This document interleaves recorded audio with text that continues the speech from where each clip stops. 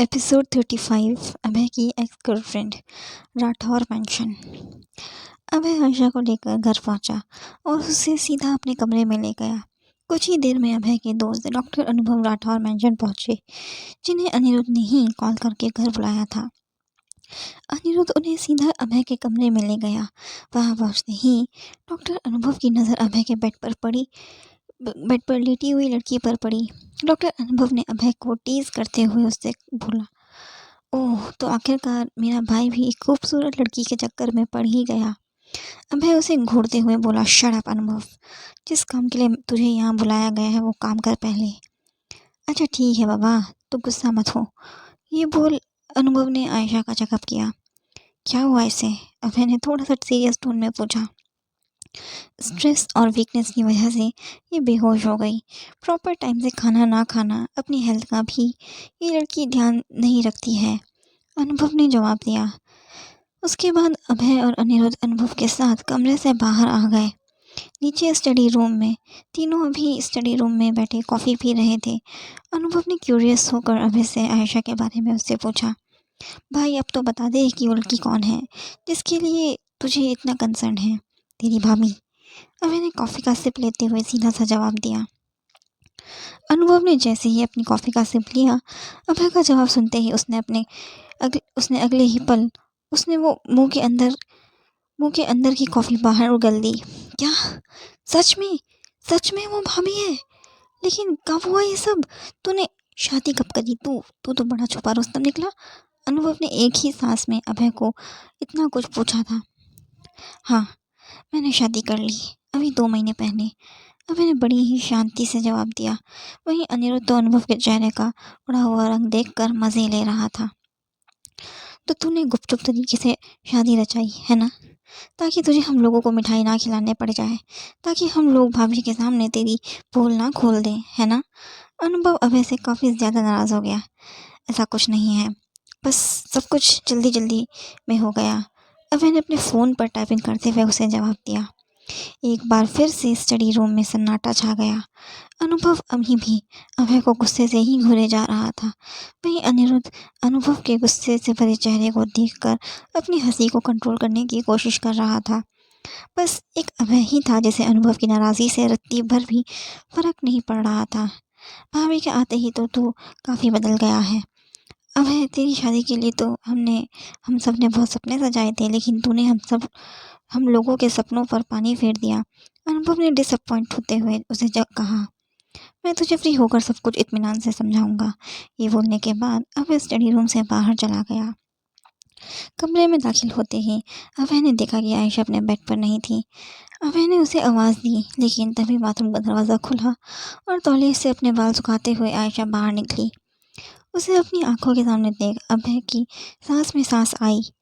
आयशा ने अभय की तरफ देखे बिना ही उससे पूछा, तुम मुझे ऐसे क्यों देख रहे हो? मुझे लगा कि सुबह की तरह एक बार फिर से तुम मुझे बिना बताए कहीं चली गई हो, अभय ने जवाब दिया। तो क्या करती मैं? सुबह तुम सो रहे थे इसलिए मैंने तुम्हें डिस्टर्ब करना सही नहीं समझा, आयशा ने अभय की बात का जवाब दिया। तो वो उससे बोला, तो अनिरुद्ध से कह देती, वो तुम्हें ले जाता।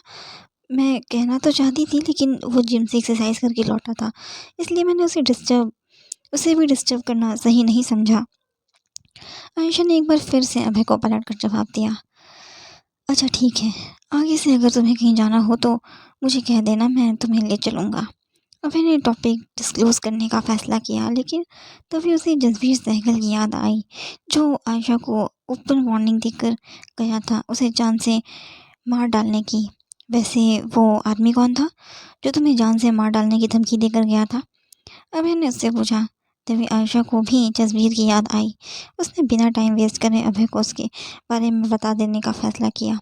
वो आदमी जसबीर सहगल था, नम्रता भाभी का भाई।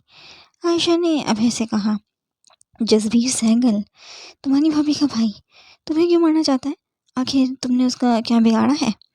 अभय ने और ज़्यादा क्यूरियस होकर उससे पूछा। आयशा अभय को जसबीर के बारे में सब कुछ बताने ही वाली थी कि तभी उसका फ़ोन रिंग किया। स्क्रीन पर मम्मा फ्लैश हुआ। आयशा ने बिना देरी किए कॉल रिसीव किया। अभय आयशा और उसकी माँ की बातें सुनने में बिल्कुल भी इंटरेस्टेड नहीं था, इसलिए वो रूम से बाहर चला गया। कुछ देर में अपनी माँ से बात करने के बाद आयशा अब काफ़ी अच्छा महसूस कर रही थी। इस वक्त शाम के 4:30 हो रहे थे। आयशा को अपनी तबीयत कुछ ठीक नहीं लग रही थी। उसका सिर भी काफ़ी ज़्यादा घूम रहा था, थकान और भूख के कारण, इसलिए वो कुछ देर बेड पर ही लेट गई। तभी कमरे का दरवाज़ा खुला और अभय दाखिल हुआ। उसके साथ हाथ में ट्रे लिए सीमा भी दाखिल हुई। आयशा सीमा के हाथ में ट्रे लिए देखकर उसे कंफ्यूज होकर घूरने लगी।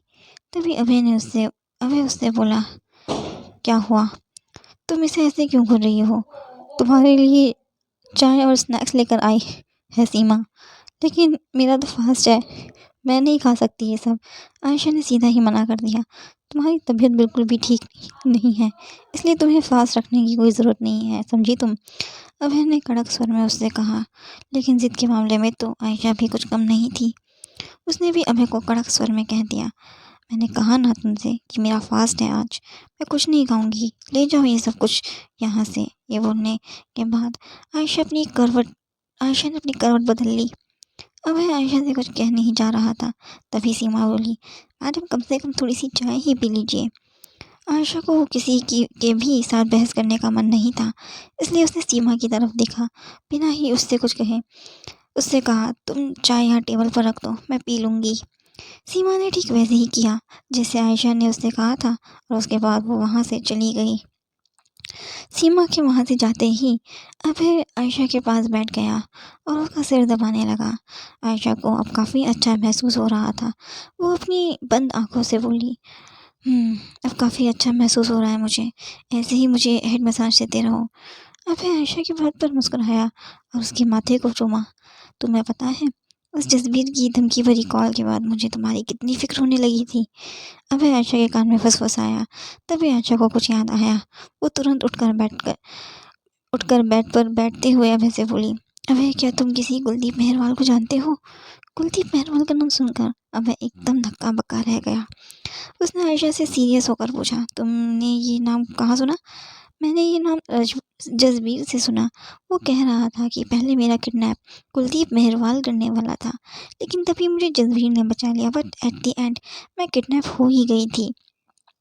आयशा ने अभय को सुबह की घटना के बारे में सब कुछ बता दिया। वहीं कुलदीप का नाम सुनकर अभय को मानसी की फिक्र होने लगी। मुझे मानसी की सिक्योरिटी बढ़ा देनी चाहिए, और आयशा के लिए भी, अभय अपने मन में बोला। अभय को कहीं खोया हुआ देख आयशा ने उसके कंधे पर हाथ रखा। क्या हुआ, कहाँ खो गए तुम? आयशा ने उससे पूछा।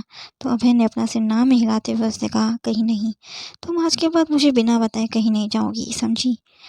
नहीं जाऊंगी। अभय को यूं अपने लिए चिंतित देख आयशा के होठों पर हल्की सी मुस्कान आ गई। तुम चाय पियो, मैं किसी ज़रूरी काम से बाहर जा रहा हूँ, डिनर से पहले वापस आ जाऊँगा। ये बोलने के बाद अभय कमरे से बाहर चला गया। देखते ही देखते 1 महीना बीत गया। आयशा अर्नब के खिलाफ सबूत ढूंढने में अब और भी ज़्यादा बिजी हो गई। अभय भी अपने ऑफिस के काम में इतना बिजी हो गया कि उसे आयशा के साथ वक्त गुजारने तक का टाइम नहीं मिल पाता था। बीते 1 महीने में आयशा और अभय के बीच ठीक से कोई कन्वर्सेशन नहीं हो पाई थी। अभय का आधे से ज़्यादा वक्त ऑफिस और मानसी के साथ ही बीतता था। आयशा को भी अब अभय और मानसी के बीच की ये गहरी दोस्ती देखकर कुछ कहने का मन नहीं होता था।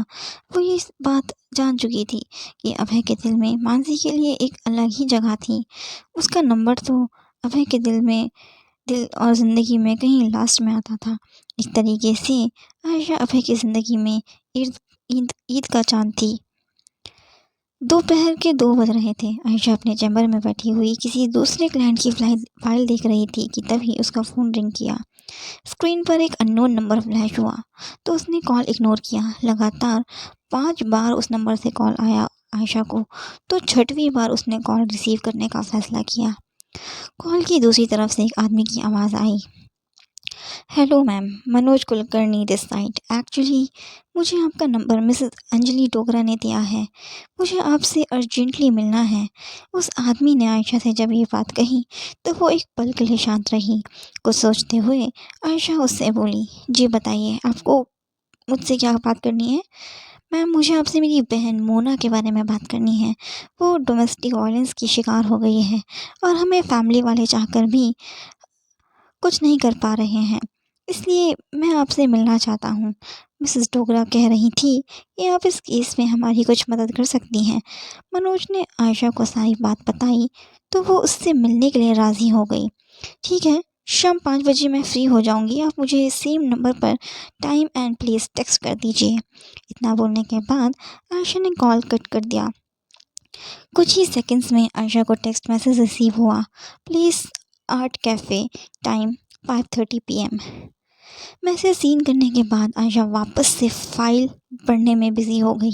तभी उसके चैम्बर में वेद दाखिल हुआ, हाथ में लंच बॉक्स लिए। हाय प्रिंसेस, लुकिंग सो बिजी। वेद आयशा के ऑपोजिट बैठा और लंच बॉक्स ओपन कर उसकी तरफ बढ़ाया। इतना काम करोगी तो जल्दी बुढ़ी हो जाओगी। 24 की उम्र में 54 की लगने लगोगी और फिर तुम्हारा पति तुम्हारी सौगंध ले आएगा। वेद ने मजाकिया अंदाज में उससे कहा, लेकिन आयशा को उसका ये मजाक बिल्कुल पसंद नहीं आया। वो वेद को गुस्से से भरी लाल आंखों से घूरने लगी। तभी वेद को भी ये रियलाइज़ हुआ कि उसने फ्लो में कुछ गलत कह दिया है। इसलिए उसने तुरंत आयशा से माफ़ी मांगी अपने कहे शब्दों के लिए। सॉरी यार, मैं तो मजाक कर रहा था, प्लीज़ गुस्सा मत हो। वेद आयशा के गुस्से को हैंडल करते हुए उससे बोला। उसके बाद आयशा शांत हो गई और टेबल से दूसरी फाइल उठाकर उसे पढ़ने लगी। अच्छा, लंच तो कर लो। आज मम्मी से कहकर तुम्हारे लिए खास राजमा चावल बनवा कर लाया हूँ मैं। वेद आयशा के मूड को कूल डाउन करने की कोशिश में जुट गया। पिछले कुछ दिनों से आयशा मेंटली काफ़ी ज़्यादा डिस्टर्ब थी, अभय के रूड बिहेव की वजह से। इसलिए वो किसी से भी ज़्यादा बात करना पसंद नहीं करती थी। वो सबके साथ प्रोफेशनली ही बिहेव करती थी। मुझे भूख नहीं है वेद, तुम खाओ। आयशा ने उसकी तरफ देखे बिना उससे कहा।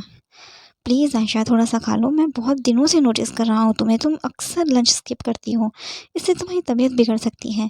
वेद आयशा के लिए काफ़ी कंसर्न दिख रहा था, लेकिन उसे उसके कंसर्न से कोई फ़र्क नहीं पड़ रहा था, क्योंकि उसके दिमाग तो बस अभय और उसका रूड बिहेवियर ही घूम रहा था। नहीं थैंक यू, मुझे सच में भूख नहीं है वेद, तुम लंच कर लो। ये बोलने के बाद आयशा अपने चैम्बर से बाहर चली गई। शाम का वक्त, at art cafe. Ayesha Manoj से मिलने आर्ट कैफ़े पहुंची तो उसने उसी सेम नंबर पर कॉल किया जिससे उसे आज दोपहर दोपहर पर कॉल आया था। कॉल रिसीव करते ही मनोज ने अपना हाथ ऊपर के लिए वेव किया। आयशा के लिए ये इशारा काफ़ी था समझने के लिए कि वो आदमी कोई और नहीं, मनोज कुलकर्णी है। आयशा उस टेबल की ओर बढ़ी जहाँ पर वो आदमी बैठा था। आयशा के चेयर पर बैठते ही उस आदमी ने सबसे पहले उसको ग्रीट किया। Hello ma'am, how are you. Ayesha ने उसे एक हल्की सी मुस्कान दी, उसके सवाल का जवाब दिया। उसे एक अनजान आदमी से ज़्यादा फ्रैंक होने में कोई दिलचस्पी नहीं थी, इसलिए वो सीधा पॉइंट पर आते हुए उससे बोली, मिस्टर कुलकर्णी, अब बताइए पूरी बात, क्या हुआ है आपकी बहन के साथ। मनोज भी समझ चुका था कि आयशा काफ़ी स्ट्रेट फॉरवर्ड लड़की है, काफ़ी प्रोफेशनल है, इसलिए उसने भी ज़्यादा बात ना खींचते हुए आयशा से पॉइंट की बात करी। उसके बाद मनोज ने आयशा को सारा मामला बताया। पूरा मामला सुनने के बाद आयशा एक पल के लिए चुप हो गई।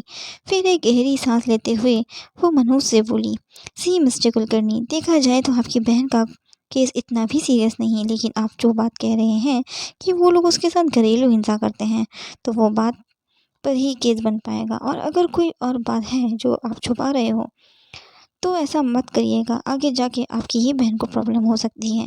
बाकी अगर पॉसिबल हो पाए तो आप कल अपनी बहन को मेरे चैम्बर में ले आइए, मैं एक बार उससे भी बात करना चाहूँगी, तभी मैं आपकी बहन की कुछ हेल्प कर पाऊँगी। आयशा की बात सुनकर मनोज मुस्कुराते हुए आयशा से बोला, श्योर मैम, मैं कल अपनी बहन को आपके चैम्बर में ले आऊँगा। उसके बाद आयशा वहाँ से उठकर जाने को हुई। तभी आयशा की नज़र अभय पर पड़ी, जो अभी उसे ही देख रहा था।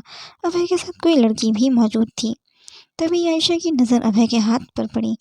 उसने इस वक्त उस लड़की का हाथ पकड़ा हुआ था और वो लड़की भी काफ़ी कंफर्टेबल नज़र आ रही थी। उन दोनों को देख के तो ऐसा बिल्कुल भी नहीं लग रहा था कि वो दोनों पहली बार मिल रहे थे। ऐसा लग रहा था कि जैसे वो दोनों एक दूसरे को काफ़ी सालों से जानते हों। लेकिन जब अभय ने आयशा की नज़र को पकड़ा तो उसने तुरंत उस लड़की का हाथ छोड़ दिया। आयशा बिना कुछ बोले वहाँ से निकल गई और अपनी गाड़ी में जाकर बैठ गई और ड्राइवर से कहकर गाड़ी राठौर मैंशन ले जाने को कहा। घर पहुंचते ही आयशा की मुलाकात हॉल में बैठी मानसी और अभीर अभिमन्यु से हुई। उन तीनों को इग्नोर करके वो अपने कमरे में जाने को हुई, तभी पीछे से मानसी ने उसे टोका। Ayesha please don't mind, but तुम अभय को गलत समझ रही हो। अभय का उस लड़की के साथ में कोई अफेयर नहीं चल रहा है। एक्चुअली वो लड़की अभय की एक्स मंगेतर है, उसकी एक्स गर्लफ्रेंड है, मान्यता शहरावत है वो। मानसी की बात सुनकर आयशा को एक तेज़ का धक्का लगा, लेकिन किसी तरह खुद को संभालते हुए वो अपने कमरे में चली गई। वहीं दूसरी तरफ अभय अभी भी मान्यता के साथ उसी कैफ़े में बैठा था। मान्यता मुस्कुराते हुए अभय से बोली, अभय एक बात कहूँ, तुम्हारी वाइफ वाकई में काफ़ी खूबसूरत है और काफ़ी प्रोफेशनल भी। आई मीन जैसे वो उस आदमी के साथ केस के बारे में उससे डिस्कस कर रही थी, ऐसा लग रहा था कि वो बहुत ही माइंड से चलती होगी। आयशा की तारीफ सुनते ही अभय के होठों पर प्राउड स्माइल आ गई, लेकिन अंदर से उसका दिल काफ़ी घबरा रहा था। उसे अंदर से ऐसा महसूस हो रहा था कि जैसे आज घर जाके उसकी खैर नहीं। मान्यता आई थिंक अब मुझे चलना चाहिए, वो मेरा वेट कर रही होगी घर पर। अभय मान्यता से बोला और अपनी चेयर से उठकर जाने को हुआ। तभी वो उससे बोली, क्या तुम बहुत प्यार करते हो उससे? मान्यता का सवाल सुन अभय अपनी जगह पर ही जम गया। उसके गले से आवाज़ ही नहीं निकल रही थी। उसे समझ ही नहीं आ रहा था कि आखिर वो मान्यता के सवाल का क्या जवाब दे। तभी अभय का फ़ोन रिंग किया। उसे अभिमन्यु कॉल कर रहा था, तो उसने बिना देरी किए कॉल रिसीव किया और उसकी पूरी बात सुनने के बाद अभय के पैरों तले ज़मीन खिसक गई। आखिर अब क्या रिएक्ट करेगी आयशा अभय की इस हरकत पर? आखिर ऐसा क्या कहा अभिमन्यु ने अभय से फ़ोन पर जिस वजह से वो सटका गया? अगर आपको आज का एपिसोड अच्छा लगा तो कमेंट में ज़रूर बताएं और चैनल को सब्सक्राइब करना ना भूलें। Thank you.